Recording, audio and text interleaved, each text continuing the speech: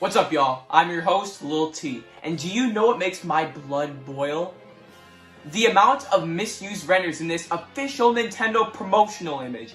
This is used everywhere. I see it on Wikipedia, on advertisements, so I must ask, why are there so many different era renders? Okay, Mario is from Mario Party 10, which came out in 2015. Peach and Wario are from Super Mario Party, which came out in 2018. These are fairly new renders and they mesh well together, so everything's good there. But they just had to put Luigi and Waluigi from Mario Party 7 from 2005. It is so painfully obvious that they look different, and they are right beside each other. And then Yoshi and Bowser are from Fortune Street, which is from 2011, and they look totally different. And Daisy's there from Mario Kart 7, and Boo's from Mario Kart Island 2. It's really just like, ah!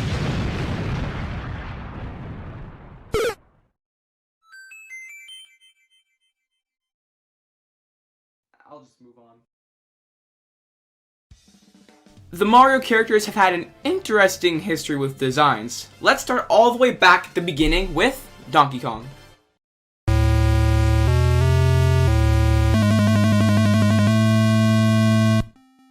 Now, early designs weren't very established, and Mario basically looked like just some random Italian guy. DK looked okay, but again, just a generic monkey. Now, Pauline...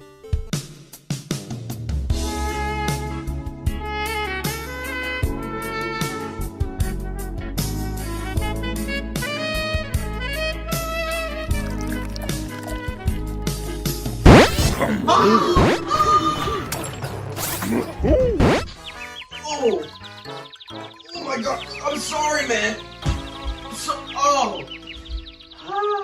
Like I said, nothing was very established. And you know what else wasn't? That's right! Video game copyright laws. Back in the 80s, video games were still relatively new, so there wasn't a lot of copyright laws put in place to protect certain characters or game ideas. So we got a lot of this.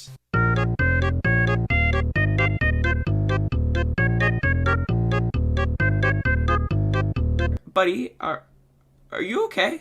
But the funny thing is that as time went on with the arcade era of Mario, his in-game designs were fairly consistent, such as Donkey Kong Jr. and Mario Bros. Being very similar to his original design. However, his out-of-game designs, or just whatever the designer felt like that day, we had cartoonish designs, we had the weird Italian guy design where Mario looks like a Popeye villain, this one that was used on the Intellivision ports, and the CBS design, which is just... why? But then, everything would change in 1985 when we got the most amazing game to ever surface on this earth. The packing game for the NES that we all know and love, Duck Hunt! Now in Duck Hunt, the dog that grabs the ducks that you shoot is actually Mario in disguise, who is really just Luigi. Nah, I'm just kidding. We're of course talking about the original Super Mario Bros. In terms of in-game designs, he looked pretty similar to his previous sprites, except someone spilled some coffee on him and it ended up staining. This was the first introduction of the Super Mushroom, where Mario could either be small or big. So looking back with this previous knowledge, I think Mario from Donkey Kong and DK Jr. are small Mario, and Mario from Mario Bros. Has a mushroom. This could mean that before Mario knew about the Mushroom Kingdom back in the DK days, he was just a short guy. I can relate.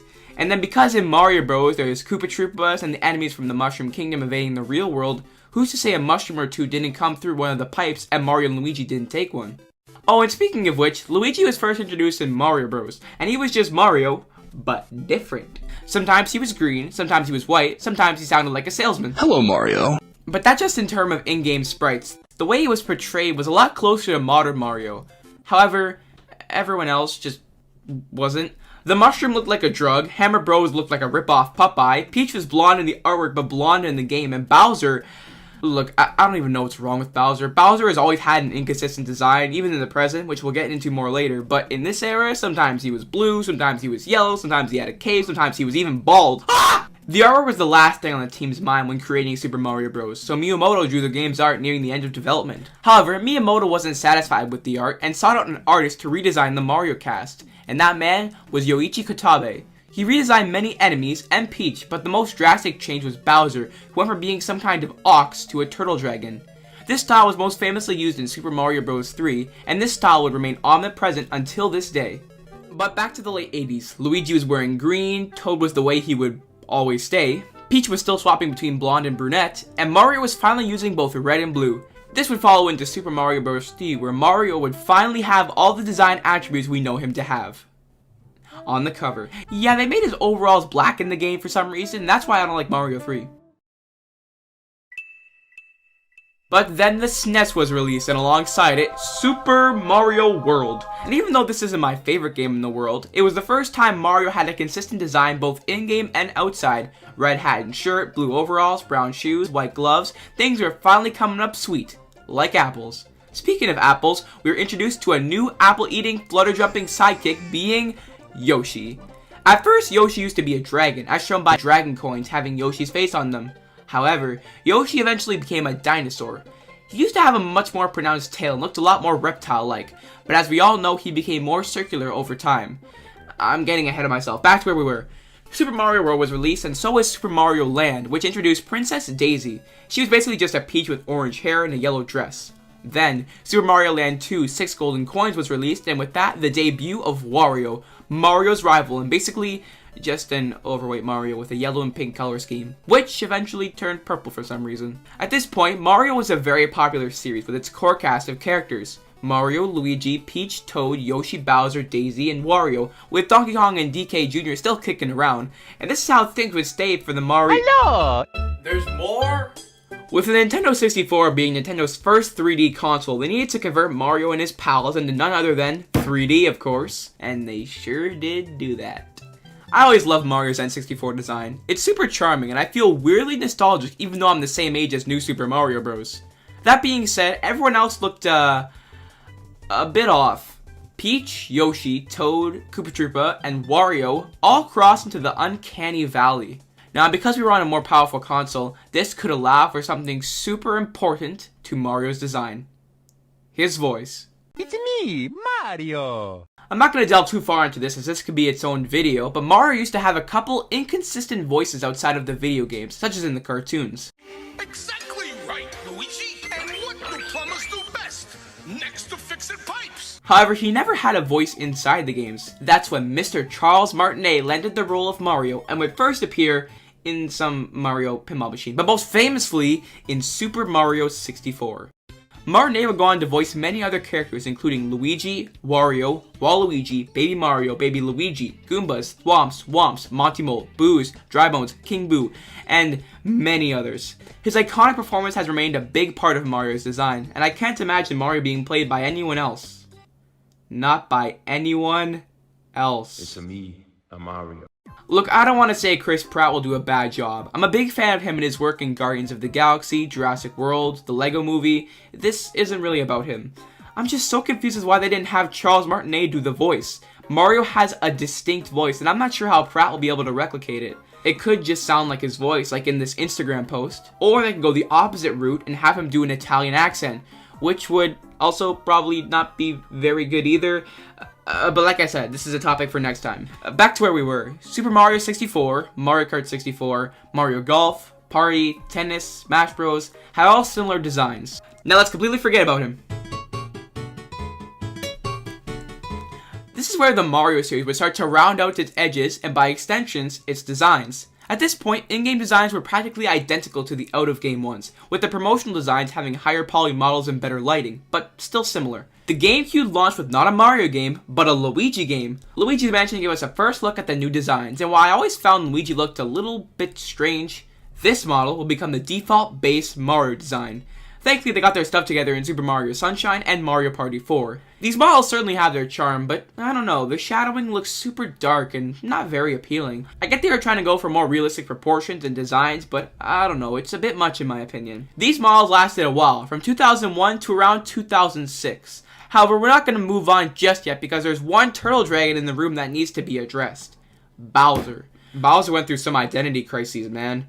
It has less to do with his design, even though that was pretty shaky early on, but it's more so his voice. Bowser used to use edited stock sound effects for the N64 era games. That is until this weird flipping game came around and gave him a voice. Mario! How dare you disturb my family vacation? In this game, he was voiced by Scott Burns, and no offense to him, I'm sure he's a great guy, but it just doesn't work! I don't know what to say. It's so bad. The weird Uncle Hank voice is too goofy for Bowser, and that's saying a lot for a game about a plumber fighting a turtle. Then, in the Wii era, Kenny James took over the role, and he just sounds like a deep-voiced goofy monster. Which I love! Man, Bowser went through puberty 3 times. That's double what I went through. You know what, I should move on. Like I said earlier, most of the Mario cast was redesigned to the way we know them today.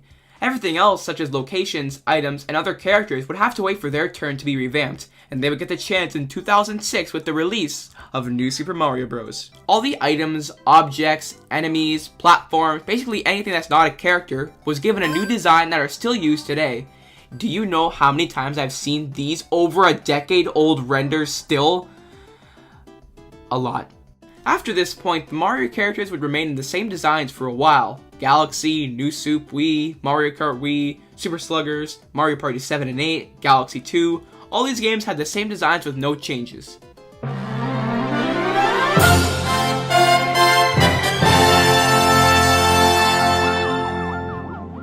The designs didn't change too drastically, but there were indeed some differences. For instance, compare this render from Mario Party 8 and this render from New Soup 2. The newer one just looks better, cleaner, and brighter. In this period, they would use these newer renders while also using older ones. And I touched on this a bit in the opening joke, but ever since this era until now, Nintendo and companies will use different era renders in the same image. It's mainly things like decorations, posters, can of soup that misuse these renders. However, Nintendo has even committed this crime. For example, let's take one of their worst pieces of media, Mario Tennis Ultra Smash, and look at the character select screen. How? How do you mess up this badly?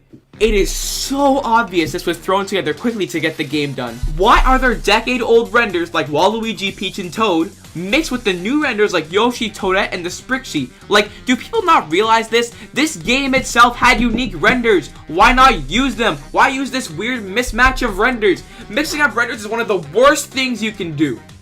Maybe murder, but I haven't looked into it. Where were we again? Oh yeah, for a while renders looked the same, no changes, until one game would release that would change Mario designs forever. And that game was Super Mario 3D World. My god, this game's designs are beautiful. I don't know how to describe it. The shininess, the exaggerated facial expressions, the bright colors, they look amazing. This would continue into Mario Kart 8 and Mario Party 10, which regardless of the game quality, produced amazing render after amazing render. All the main cast, Mario, Luigi, Peach, Toad, Yoshi, Bowser, Rosalina, the enemies, everybody, they all look so good.